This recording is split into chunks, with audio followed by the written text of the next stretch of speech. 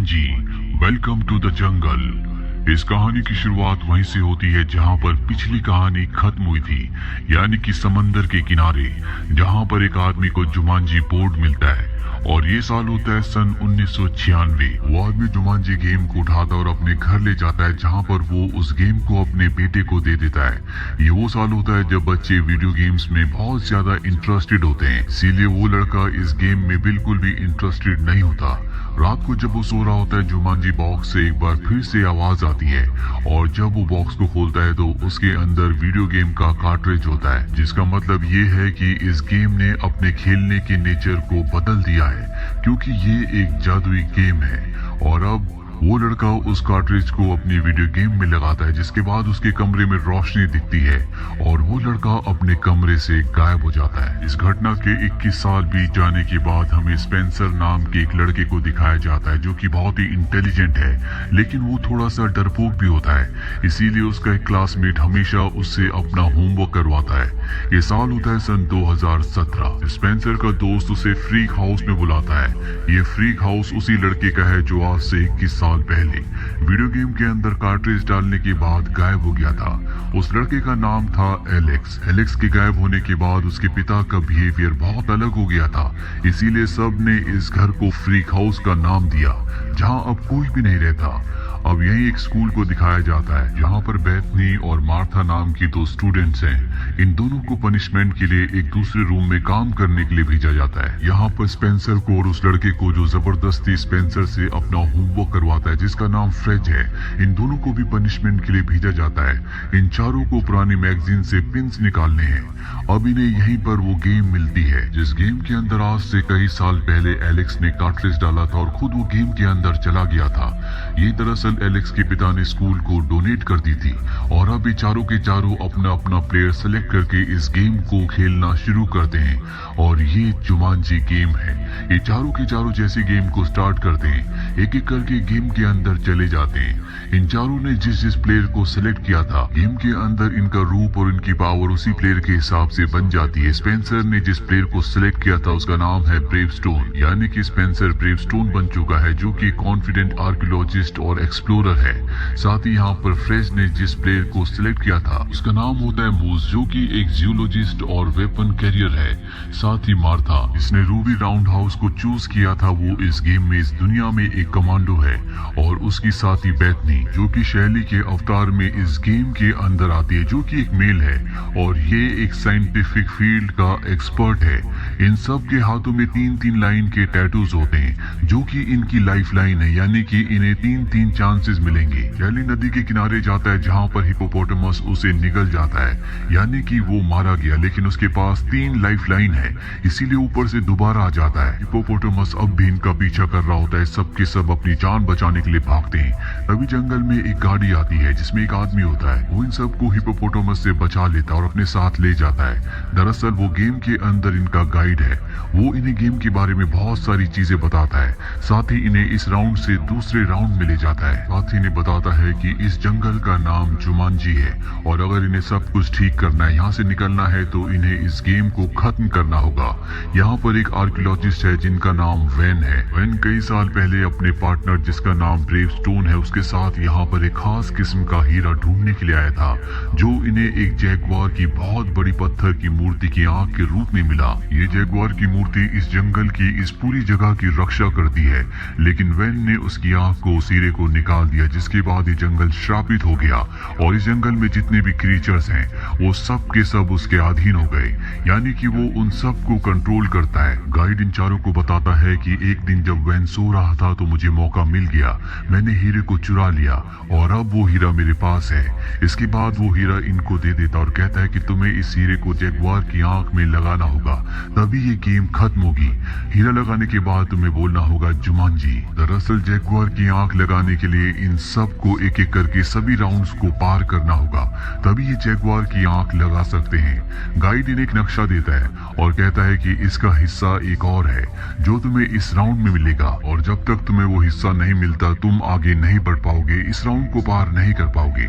Guide यहाँ से चला जाता है और अब यहाँ पर वैन के बहुत सारे लोग इनके ऊपर हमला कर देते हैं। इस हमले में रूबी मारी जाती है, लेकिन उसके पास 3 लाइफलाइन है, इसीलिए वो एक बार फिर से जिंदा हो जाती है। ये देखते हैं कि रूबी के हाथ में जो 3 लाइंस थी उनमें से एक लाइन मिट चुकी है। शैली की भी एक लाइन मिट चुकी होती है। ये समझ जाते हैं कि इनके पास 3 मौके हैं।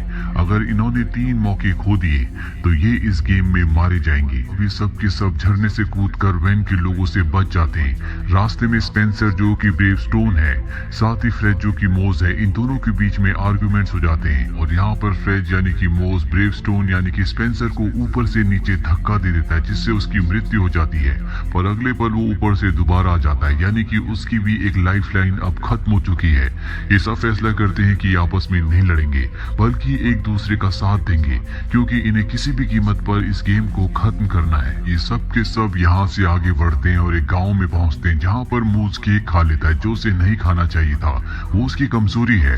केक खाने के बाद उसकी मृत्यु हो जाती है और मूज की भी एक लाइफलाइन खत्म हो चुकी है। अभी इनके पास एक बच्चा आता है और कहता है वेलकम टू जुमांजी, और इन सबको अपने साथ ले जाता है जहाँ पर एक लकड़ी का बॉक्स है।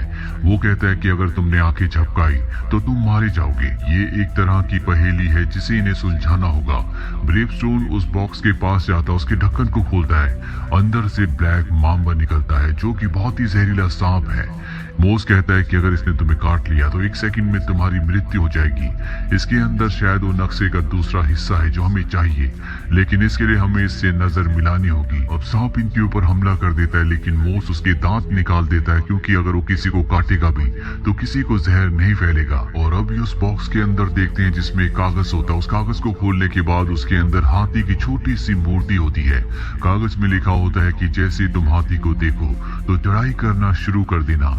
ये समझ जाते हैं कि नक्शे का दूसरा हिस्सा ये नहीं है, इन्हें अभी भी उसे तलाश करना होगा। अब जब ये बाहर आते हैं तो वैन के लोग इनके ऊपर हमला कर देते हैं। वैन भी यहाँ पर आ जाता है, पर इससे पहले कि इन सबको पकड़कर यहाँ से ले जाया जाता है, यहाँ पर एक आदमी आता है जो इन सबको निकाल कर एक खुफिया रास्ते से इस जगह से ले जाता है। जल्दी इन्हें पता चल जाता है कि ये और कोई नहीं बल्कि एलेक्स है, जो आज से 21 साल पहले इस गेम के अंदर सबसे पहले आया था। उसकी 2 लाइफलाइन पहले ही खत्म हो चुकी है और अब उसके पास सिर्फ 1 लाइफलाइन है।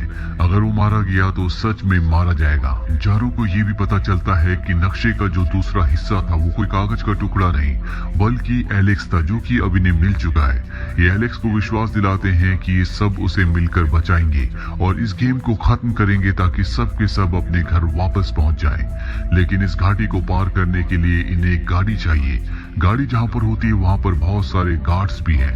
इन्हें सबसे पहले उनका ध्यान भटकाकर गाड़ी को हासिल करना होगा। अब इनके साथ जो रूबी होती है वो गार्ड्स का ध्यान भटकाने के लिए जाती है और पीछे से सब के सब उस जगह पहुंच जाते हैं जहाँ पर गाड़ियां हैं।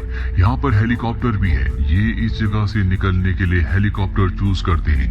रूबी भी अपनी डांसिंग स्किल के साथ साथ फाइटिंग स्किल को भी यूज करके उन गार्ड्स पर हमला करके हेलीकॉप्टर तक पहुंच जाती है।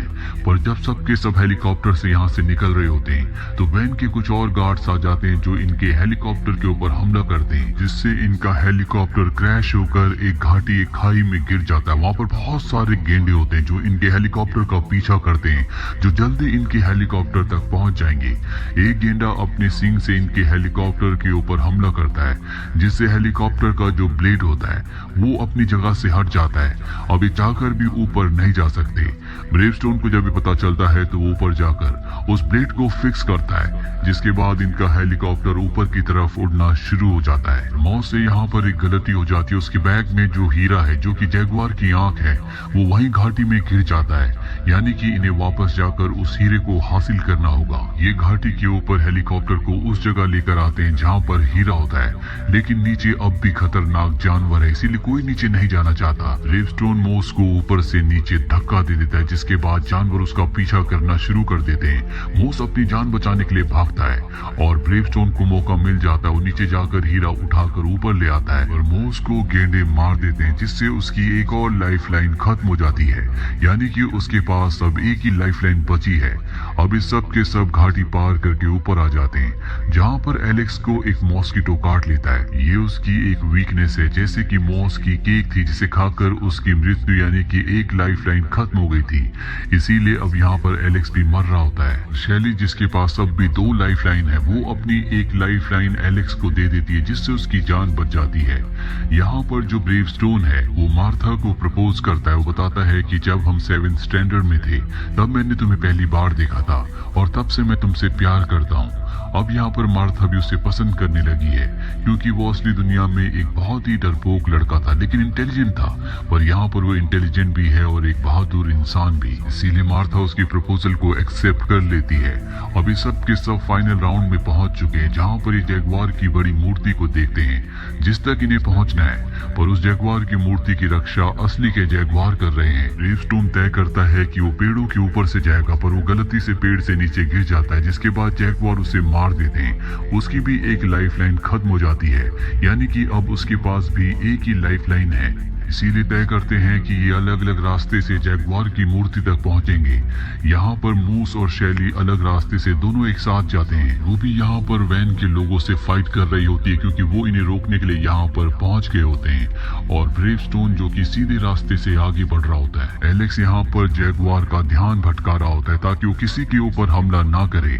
अब यहाँ पर वैन भी आ चुका है जो शैली को पकड़ लेता है, लेकिन मूस को यहाँ पर एक हाथी दिखता है जिसके ऊपर बैठकर वो मूर्ति तक पहुंच जाता है। ब्रेवस्टोन देखता है कि वैन के एक आदमी ने रूबी को पकड़ लिया, वो उसकी जान बचाता है और वैन के आदमी की बाइक लेकर उस जगह पहुंच जाता है जहां पर मूर्ति है। ब्रेवस्टोन देखता है कि वैन ने शैली को गन पॉइंट पर ले रखा है और वो ब्रेवस्टोन से कहता है कि अगर तुमने मुझे हीरा यानी कि आंख नहीं दी तो मैं शैली को गोली मार दूंगा। ब्रेवस्टोन कहता है कि मेरे पास वो हीरा नहीं है और तभी यहाँ पर एक बहुत बड़ा हाथी आता है जिसके ऊपर मॉस बैठा होता है। हाथी सभी जैगुआर को कुचलता हुआ मारता हुआ आगे बढ़ रहा होता है और हाथी के ज्यादा हिलने डुलने की वजह से मोस के हाथ से हीरा छटक कर ऊपर गिर जाता है। साथ ही यहाँ पर वैन की गन भी गिर जाती है। ब्रेवस्टोन को वो लाइन याद आती है जो हाथी वाली मूर्ति के साथ कागज में लिखी हुई थी कि जब भी हाथी को देखो तो ऊपर की तरफ जाओ। और अब ब्रेवस्टोन उस तरफ बढ़ने लगता है जहाँ पर उसे जैगुआर की आंख को लगाना है, यानी कि हीरे को फिक्स करना है। हालांकि बहुत मुश्किल होता है, लेकिन वो अपनी बाइक से अपनी जान पर खेलकर उस जगह तक पहुंच जाता है। वहीं दूसरी तरफ शैली को दिखाया जाता है जो अब जैगुआर की आंख तक यानी कि हीरे तक पहुंच जाती है। पर वैन वहां पर आकर अपनी शक्तियों से उसके चारों तरफ सांपों को इकट्ठा कर देता है। सांप उसकी कमजोरी है, यानी कि वो सांप से मर सकती है, लेकिन अब भी इसके पास 2 लाइफ होती है।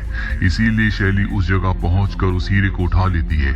सांप की वजह से उसकी मृत्यु हो जाती है, पर मृत्यु के बाद उसे एक और लाइफ मिलती है, जिसके बाद वो उस जगह पहुंच जाती है जहाँ पर ब्रेवस्टोन है। वो ऊपर से नीचे गिरते हुए ब्रेवस्टोन के हाथ में जैगुआर की आंख दे देती है।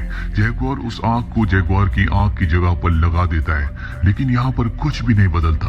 और तभी सबको याद आता है कि आंख लगाने के बाद इन सबको जुमांजी कहना है। अभी ये गेम खत्म होगी। अभी सब के सब एक साथ मिलकर जुमांजी कहते हैं और जुमांजी कहते ही यहाँ पर जंगल पहले की तरह हरा भरा हो जाता है। साथ ही वैन भी यहाँ से गायब हो जाता है। भी यहाँ पर वो गाइड आता है जिसने इन्हें जैगुआर की आंख यानी कि हीरा दिया था। वो इन सब का शुक्रिया अदा करता और कहता है कि तुमने हमारे जंगल को यानी कि जुमांजी को श्राप मुक्त कर दिया। वो पहले की तरह हरा भरा हो गया। वो एक एक करके सबसे हाथ मिलाता है और जैसे वो हाथ मिलाता है सब के सब वहीं वापस आ जाते हैं जहाँ से इन्होंने गेम शुरू की थी। लेकिन ये चारों ये देखकर हैरान होते हैं कि एलेक्स इनके साथ यहाँ पर नहीं आया। ये सब के सब यहाँ से निकल जाते हैं और रास्ते में जब ये एलेक्स के घर के आगे से गुजरते हैं जिसे फ्रीक हाउस कहा जाता था, जो पूरी तरह से अबेंडेंड था, अब वो एक खूबसूरत घर होता है। और तभी एलेक्स अंदर से निकलता वो बताता है कि जुमांजी गेम ने मुझे वापस मेरे वक्त में भेज दिया था, यानी कि 1996 में जब मैंने उस गेम को खेला था और उस गेम की दुनिया में चला गया था। उसके बाद मैंने शादी की, मैंने एक अच्छी जिंदगी जी। आज मेरा एक बेटा और एक बेटी है। मैंने अपनी बेटी का नाम शैली यानी कि बेथनी रखा है, क्योंकि बेथनी ने ही मुझे अपनी पावर अपनी लाइफ देकर जिंदा किया था। ये चारों के चारों जो पहले कभी अच्छे दोस्त नहीं हुआ करते थे, अभी सब के सब अच्छे दोस्त हैं। स्पेंसर जिसका गेम में नाम ब्रेवस्टोन था, उसका मार्था से यानी कि रूबी से अब रिलेशनशिप है। दोनों एक दूसरे से प्यार करते हैं और अब ये उस गेम को भी तोड़ देते हैं जिस गेम की वजह से ये जुमांजी जंगल में पहुंच गए थे। इस फिल्म के फर्स्ट